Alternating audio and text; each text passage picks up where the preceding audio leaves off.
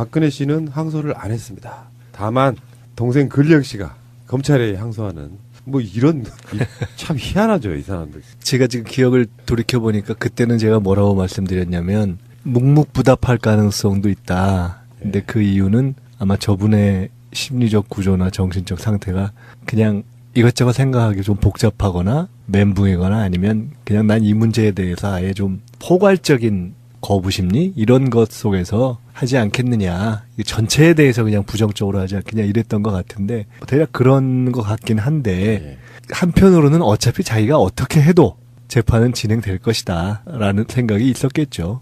박근령 씨가 자기 남편 신동욱 씨와 함께 항소장을 냈는데 항소장을 내는 이유가 항소를 포기하면 1심 선고 결과를 받아들인 것처럼 오해할 수 있어서 그 인터뷰 보니까 박 전 대통령은 역사의 법정에서는 무죄다. 뭐 이런 뚱딴지 같은 소리를 하고 있어요. 근데 어떻게 돼요? 제가 잘 몰라서 그러는데 박근혜 전 대통령하고 박근영 씨하고의 우호적인 관계는 완전히 회복이 돼 있는 건가요? 회복이 안 된 거죠. 면회 단 한 차례 면회도 안 받아준 거고. 그리고 박지만하고도 그런 거고. 박지만하고는 정윤회 보고서 때문에 이제 그렇게 된 결별이 된 거고. 박근영에 대해서는 신동욱 이분하고 살면서 특히 고소고발 재판이 있잖아요. 물론 뭐 무죄도 부분 무죄도 나긴 하는데 회복이 안 됐죠. 그러나 이분은 계속 활용을 하는 거죠. 그래서 저는 조금 이거는 다른 거라고 봐요. 그러니까 지금 형사소송법상에 본인이 아니라 배우자나 직계 친족 또는 형제자매 또는 변호인, 일심 변호인이 대신 할 수 있는 것은 피고인이 내 뜻이 있어서 항소해야 되는데 그냥 기술적으로 대신하는 그런 경우란 말이에요. 근데 아마 박근혜 전 대통령 입장에서는 아까 말씀드린 그런 차원에서 아유 난 뭐 어차피 전체적으로 내가 이런 구속에 이런 상황 자체가 이건 다 역사의 불이야 이러고 있는 거예요 지금. 그렇기 때문에 재판 자체를 부정하고 있는 것이고 그리고 내가 항소를 안 해도 어차피 검찰에서 제기하든 어떻게든 이건 될 것이다라고 보고 있기 때문에 그냥 그 기조로 가는 것이고 실제 재판은 이제 검찰에서도 다시 이제 2심으로 가는 길을 걸은 거 아니에요? 그리고 아마 박근영 씨나 그 남편 신동욱 씨는 조금 다른 일종의 본인들의 언론에 드러나는 그런 활동 차원에서 하는 것도 조금은 있는 거 아닌가 싶어요. 그러니까 이건 일반적인 그런 어떤 경우에 해당하는 거는 아닌 걸로 봐야 되는 거 아닌가. 그렇죠. 어쩌면 박근혜 씨 입장에서는 뭐야 눈치 없이 이렇게 생각이 들 수도 있고요. 여러 가지 정황들상. 박근령 씨는 아마 그 박 씨 집안의 재산과도 연관이 있을 것처럼 제 생각은 보여요. 그 주도권을 다 최순실 씨 쪽에서 가져갔는데 어쩌면 유경재단 같은 여러 가지 소유에 있어가지고 본인들이 조금 더 적극적으로 활동하면서 여론을 좀 주목받아야 될 이유도 있을 것처럼 보입니다. 그냥. 박근혜 씨는 유영아를 만나면서 항소 여부에 대해서는 별다른 언급을 하지 않았다. 이런 거 보니까 차라리 아예 안 하고요. 검찰한테 탄압받는 느낌을 그냥 계속 주고 싶은데 그런 것도 아니겠어요? 아무 생각이 없는 거죠. 뭐 이렇게 많이 생각하세요. 아니 우리 생각해야 됩니다. 박근혜의 지금 머리 상태. 국가 시스템 자체를 거부한다 이거 아니에요. 아까 원장님 말씀처럼 불의에 이게 불의가 진행되고 있다고 보는 거죠, 그냥. 눈치 없이 가가지고 항소를 딱 하면은 농담으로 이제 가볍게 관저에서 그냥 별로 안 나오고 그 안에서 그냥 생활하셨던 분이잖아요. 똑같다니까요. 지금 그 구치소 안이 별로 특이해. 나오기 싫구나. 예, 그냥 그 안이 편한 거예요. 그리고 그냥 사람들 만나기도 싫고 갖다 주잖아요. 그다음에 TV는 보고 싶은 그 한 방송사에 제한된 시간만 보면 되는 거고 뉴스도 굳이 안 봐도 되고 그다음에 어려운 단어 이제 연설문도 최순실이 대신 봐줬으니까 그 읽는 것도 얼마나 힘들었습니까? 그냥 다 내가 있는 곳은 좋은 곳이다라고 생각하는 걸로 그냥 계시면 되는 거죠. 그분 입장에서는. 우리가 바보를 뽑았군요 지금까지. 아니 2007년까지는 좀 온전했잖아요. 그 이명박 그 후보하고 할 때 보면은 뭐 병역의 의무, 납세의 의무, 대통령 되려고 하는 분이 이렇게 거짓말을 해서 되겠습니까? 라고까지 똑똑하게 했죠. 그때만 하더라도. 근데 대통령 되고 나서부터는 뜻을 다 잃었으니까 나는 그냥 조용히 왕처럼 살면 되고 나머지 시니어 신하들이 국가를 운영하면 되지 왜 나한테 자꾸 물어보고 그러냐 이런 거잖아요. 다 알아서 하세요. 문 닫아 딱 그래서요. 이러고 나서 다시 침실로 들어가서 잤잖아요. 그 뭐 똑같은 거죠. 지금 감옥에 있는 거는 항소 같은 거 자꾸 해서 법정에 서는 것도 귀찮은 거예요. 이분은 그냥 그 있는 곳이 궁전이니 이렇게 생각하고 사시는 거죠. 슬기로운 감방 생활에 보면은 거기 채널 하나만 보지 않는다. 채널을 고정시켜놔서 그렇지 감방에서 용인을 해주면요. 안테나 막 조정하고. 리모컨만 지어지면은 다른 채널 다 볼 수 있어요. 생활하는데 아무 지장 없습니다. 그것도 채널 돌리는 것도 귀찮아요. 그냥 나오는 거 보면 돼요.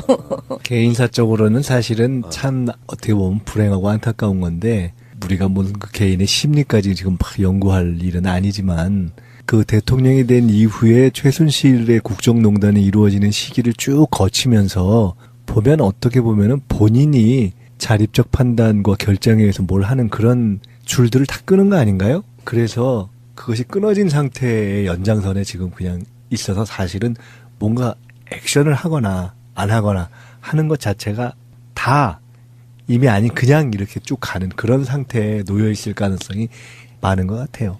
박근혜가 재판을 거부한 게 작년 10월 달에 구속 기한 연장하면서부터거든요. 딱 그거 같지 않습니까? 박근혜한테 끝까지 잘못 보고한 참모들, 예를 들어서 좀만 들어가 계시면 금방 풀려나셔가지고 불구속 상태로 재판 받으실 수 있을 겁니다라든지 그 전으로 조금만 올라가면 탄핵 절대 안 되실 겁니다라든지 뭐 이런 것들이 계속 오판이 되는데 이미 10월 달 정도면 꽤 오랫동안 갇혀 있었던 거잖아요. 나갈 수 있을 거라고 생각했는데 또 연장. 아, 이게 영원히 못 나갈 수도 있겠다. 아주 오기에 불탄 그런 느낌 아닌가 생각이 좀 들었습니다. 그냥 편하게 안에 계시니까요. 아니, 하긴 뭐, 아무 생각 없는 어떤 주체를 평론하는 사람들은 복잡하게 분석할 수밖에 없어요. 그것이 국가적인 낭비지. 가성비 떨어진 짓이지. 그러니까요. 그러니까 합리적인 분석을 하면 저번에 또 말씀하신 합리적인 분석을 하면 항소를 하는 게 맞다 이러셨잖아요 우리 대변인. 근데 그러니까 이미 합리적인 분석의 틀을 벗어나 있기 때문에 이 정도까지. 네. 잠시 후에 다시 박근영이 그래도 좀 합리적이네요. 그런 그러나요? 면에서는. 알겠습니다.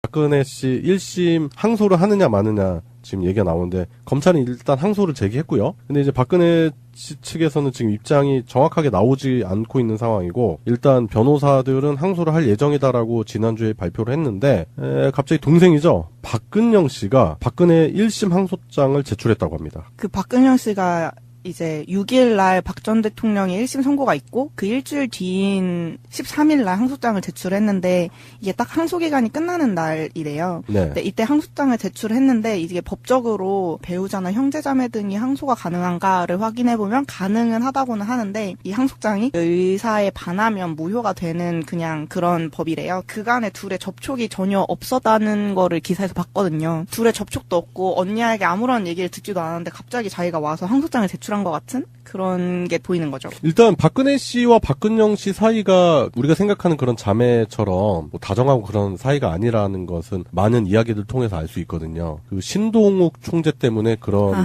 사이가 더 벌어졌다라는 얘기가 있는데 지금 그런 상황을 봤을 때 박근영 씨가 왜 언니 박근혜 씨의 재판에 항소장을 제출했을까? 이런 부분에 대해서도 의문이 생길 수밖에 없는 거죠. 그리고 그게 13일이잖아요. 근데 검찰이 이미 11일 날 1심 판결 중 일부가 무죄가 난 것, 그리고 형량 부족을 이유로 항소를 했거든요. 그러면은 이제 박근혜 씨가 항소 의사를 밝히지 않으면 유죄가 인정이 되는 취지로 해석이 돼서 법정에서 불리하게 작용할 수 있기 때문에 어차피 2심 재판이 열리게 되어 있는 상황인데 왜 굳이 자기가 나섰는지가 좀 의문이에요. 이유가 없거든요. 재판은 열리게 되어 있는 건데 이미. 여기에 대해서 그제 신동욱 씨가 이렇게 얘기를 13일에 이렇게 얘기를 했더라고요. 박근혜 전 대통령의 항소장 제출은 탄핵의 부당성이나 선고 과정 결과의 부당성을 국민에게 알리겠다는 취지래요. 그러니까 이게 박근영 씨의 의사가 아니라 제가 봤을 땐 신동욱 총재의 의사네요.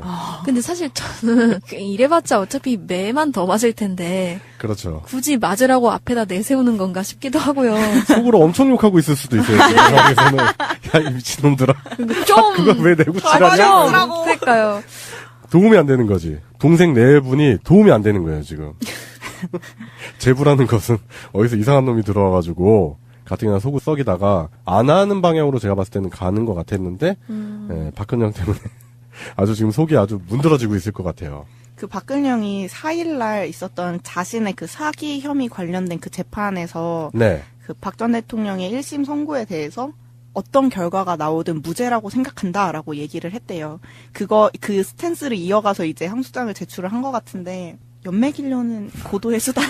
나도 그렇게 느꼈어요. 그러니까 어떤 결과가 나오든 무죄다. 그러니까 전혀 무죄일 수는 없는 사람이잖아요. 뭐는 무죄고 뭐는 유죄다 뭐 이런 식으로 얘기는 할 수 있지만 근데 심지어 자신의 사기 혐의 재판장에서 갑자기 막 언니의 무조건적인 무죄를 막 얘기하면서 항소장을 제출한 거는 그냥 엿을 한번 먹어봐라. 제가 봤을 때는 지금 두 자매가 신동욱 씨의 어그로 생활에 놀아난 거예요. 불쌍하다, 불쌍해, 정말. 신동욱 씨는 이런 이슈의 중심에 서고 싶은 네. 사람이기 때문에. 어그로 인생이잖아요. 관종. 예. 그래서 지금 이런 경우에 이제 신동욱 씨가 지금 자신의 SNS에 그런 입장을 밝혔다. 까마귀 날자 배 떨어지는 그런 조합인데, 이거를 봤을 때, 이거는 지금 이제 신동욱 총재가 여론몰이, 자신에 대한 포커싱을 하기 위한 퍼포먼스에 두 자매가 지금 놀아나고 있다. 예, 지금 그런 생각이 들고, 뭐 만약에 박근영 씨가 진심으로 그걸 만약에 진행을 했다라고 치면은, 일단 우리가 모두에서 얘기했었던 조연아, 조연민 자매 같은 경우에 언니 반드시 복수해줄게. 그런 얘기를 했다고 하는데, 그런 눈물 나네요. 네, 눈물 나는 예, 정말 진짜 우애. 자매의 우애가 눈물이 납니다. 제 친척 동생들은 자매들이 항상 싸우던데 이쪽 집안은 참 자매끼리 친한 것 같고 베르나르 베르베르께서 한국에 한번 오셨었을 때 땅콩향 사건을 예로 들면서 그런 사람들은 사회에 안매장을 당하기 때문에 다시는 사회에 복귀할 수 없을 거 아니냐 그런 점에서 너무한 거 아니냐 뭐 이렇게 실드를 치셨었는데 진짜요? 네, 복귀했어요. 네 그러니까 너무 당당하게 복귀가 너무 돼버려서 예, 제가 그분께 한 말씀 드리고 싶어요. 여긴 대한민국입니다. 그러니까요. 저 그분 책 진짜 좋아했는데. 예, 프랑스가 아닙니다. 프랑스가 아니라 예, 네. 대한민국입니다. 돈만 있으면 뭐든지 되는 그러니까요. 대한민국입니다. 그래요. 이상한 자매들, 전국을 떠들썩하게 만드는 이상한 자매들의 이상한 행동들에 대해서 얘기해봤는데요. 일단은 뭐 조현민 씨는 경찰 조사를 받아야 될 것 같고 조현아 부사장의 복귀 그 부분을 한번 다루고 싶었는데 동생 때문에 조현아 부사장의 복귀에 대한 적절성 논란도 같이 수면 위로 떠오를 것 같고요. 그리고 제보를 잘못 든 박근혜 씨는 결국에 항소장에 제출돼서 지금 어쨌든 검찰이 항소를 제기했기 때문에 그 항소는 진행이 될 것 같고 지금까지 그런 식으로 갑질을 해오거나 뭐 폭력을 휘둘러 놓고 부정이었습니다. 약간 이런 식으로 변명을 해왔던 재벌 총수들이 많았잖아요. 한두 네. 놈이 아니죠. 근데 예. 이제 좀 지겨운 것 같아요. 네. 네. 그래요. 이상한 자매들에 대한 이야기를 한번 해봤습니다.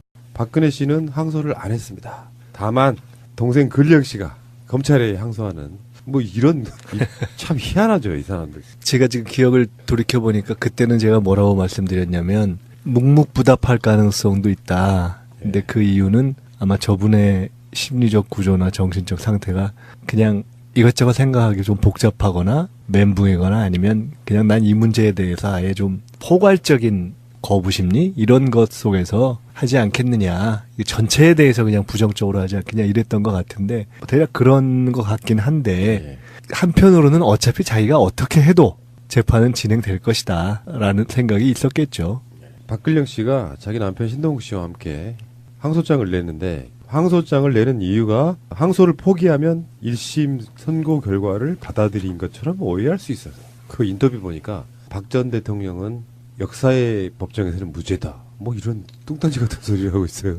근데 어떻게 돼요? 제가 잘 몰라서 그러는데 박근혜 전 대통령하고 박근영 씨하고의 우호적인 관계는 완전히 회복이 돼 있는 건가요? 회복이 안 된 거죠. 면회 단 한 차례 면회도 안 받아준 거고.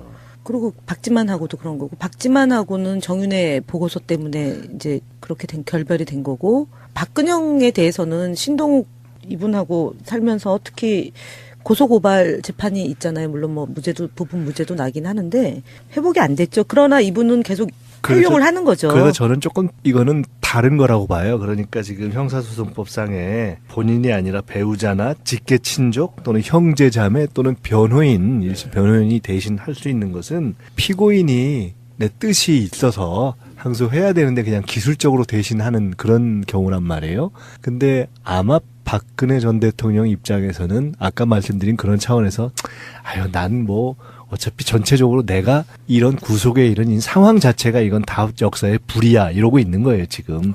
그렇기 때문에 재판 자체를 부정하고 있는 것이고 그리고 내가 항소를 안 해도 어차피 검찰에서 제기하든 어떻게든 이건 될 것이다라고 보고 있기 때문에 그냥 그 기조로 가는 것이고 실제 재판은 이제 검찰에서도 다시 이제 2심으로 가는 길을 걸은 거 아니에요? 그리고 아마 박근영 씨나 그 남편 신동욱 씨는 조금 다른 일종의 본인들의 언론에 드러나는 그런 활동 차원에서 하는 것도 조금은 있는 거 아닌가 싶어요. 그러니까 이건 일반적인 그런 어떤 경우에 해당하는 거는 아닌 걸로 봐야 되는 거 아닌가. 그렇죠. 어쩌면 박근혜 씨 입장에서는 뭐야 눈치 없이 이렇게 생각이 들 수도 있고요. 여러 가지 정황들상. 박근영 씨는 아마 그 박씨 집안의 이 재산과도 연관이 있을 것처럼 제 생각은 보여요. 그 주도권을 다 최순실 씨 쪽에서 가져갔는데 어쩌면 유경재단 같은 여러 가지 소유에 있어가지고 본인들이 조금 더 적극적으로 활동하면서 여론을 좀 주목받아야 될 이유도 있을 것처럼 보입니다. 그냥. 박근혜 씨는 유영아를 만나면서 항소 여부에 대해서는 별다른 언급을 하지 않았다. 이런 거 보니까 차라리 아예 안 하고요. 검찰한테 탄압받는 느낌을 그냥 계속 주고 싶은데 그런 것도 아니겠어요? 아무 생각이 없는 거죠. 뭐 이렇게 많이 생각하세요. 아니, 박근혜. 우리 생각해야 됩니다. 박근혜의 지금 머리 상태.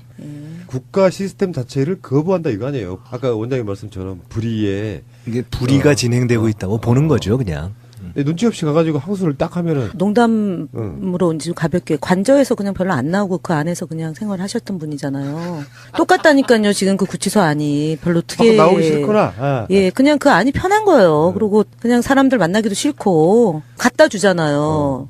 그다음에 TV는 보고 싶은 그 한 방송사에 제한된 시간만 보면 되는 거고 뉴스도 굳이 안 봐도 되고 그다음에 어려운 단어 이제 연설문도 최순실이 대신 봐줬으니까 그 읽는 것도 얼마나 힘들었습니까? 그냥 다 내가 있는 곳은 좋은 곳이다라고 생각하는 걸로 그냥 계시면 되는 거죠. 그분 입장에서는. 우리가 바보를 보았군요, 지금까지. 아니 2007년까지는 좀 온전했잖아요. 그 이명박 그 후보하고 할 때 보면은 뭐 병역의 의무, 납세의 의무, 대통령 되려고 하는 분이 이렇게 거짓말을 해서 되겠습니까? 라고까지 똑똑하게 했죠. 그때만 하더라도. 근데 대통령 되고 나서부터는 뜻을 다 잃었으니까 나는 그냥 조용히 왕처럼 살면 되고 나머지 신하들이 국가를 운영하면 되지 왜 나한테 자꾸 물어보고 그러냐 이런 거잖아요. 다 알아서 하세요. 문 닫아 딱 그래서요. 이러고 나서 다시 침실로 들어가서 잤잖아요. 그 뭐 똑같은 거죠. 지금 감옥에 있는 거는 항소 같은 거 자꾸 해서 법정에 서는 것도 귀찮은 거예요. 이분은 그냥 그 있는 곳이 궁전이니 이렇게 생각하고 사시는 거죠. 슬기로운 감방 생활에 보면은 거기 채널 하나만 보지 않는다. 채널을 고정시켜놔서 그렇지 감방에서 용인을 해주면요. 안테나 막 조정하고. 리모컨만 지어지면은 다른 채널 다 볼 수 있어요. 생활하는데 아무 지장 없습니다. 그것도 채널 돌리는 것도 귀찮아요. 그냥 나오는 거 보면 돼요. 개인사적으로는 사실은 참 어떻게 보면 불행하고 안타까운 건데 우리가 무슨 그 개인의 심리까지 지금 막 연구할 일은 아니지만 그 대통령이 된 이후에 최순실의 국정농단이 이루어지는 시기를 쭉 거치면서 보면 어떻게 보면은 본인이 자립적 판단과 결정에 의해서 뭘 하는 그런 줄들을 다 끄는 거 아닌가요?